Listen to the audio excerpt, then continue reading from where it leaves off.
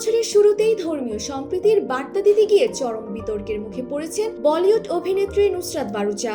মধ্যপ্রদেশের ঐতিহ্যবাহী মহাকাল জ্যোতির্লিঙ্গ মন্দিরে পূজা দিতে গিয়ে দুই পক্ষের রসানলে পড়েছেন তিনি, যা বর্তমানে টক অফ দ্য টাউন।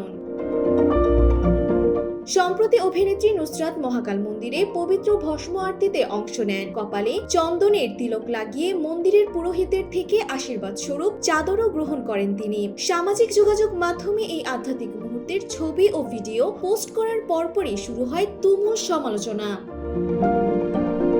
নুসরাতের এই পদক্ষেপকে সহজভাবে নেননি মুসলিম মৌলবাদীদের একটি অংশ।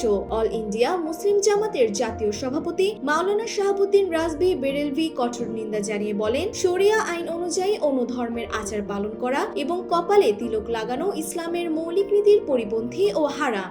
দৃঢ় বন্ধনের আস্থায় শক্তিশালী স্টিলের আরেকটি নাম জেডএসআরএম। তিনি অভিনেত্রীকে এই পাপ থেকে মুক্তি পেতে তওবা করা ও পুনরায় কলেমা পাঠের পরামর্শ দেন। অন্যদিকে হিন্দুত্ববাদীরাও তার মুসলিম পরিচয় নিয়ে প্রশ্ন তুলে মন্দিরে প্রবেশ নিয়ে নেতিবাচক মন্তব্য করেছেন অনেকেই। সব মিলে নুসরাত এখন আক্ষরিক অর্থেই সাক্ষীর করাত অবস্থায় পড়েছেন। নুসরাত বারুচা বরাবরই সর্বধর্ম সম্বন্ধে বিশ্বাসী। এর আগে এক সাক্ষাৎকারে তিনি জানিয়েছিলেন, মন্দির, মসজিদ বা গির্জা যেখানেই মানসিক শান্তি পাওয়া যায় সেখানেই তিনি যেতে পছন্দ করেন। তার কাছে ব্যক্তিগত বিশ্বাসই সবচেয়ে বড় শক্তি। ডেস্ক রিপোর্ট, জয় জয় দিন।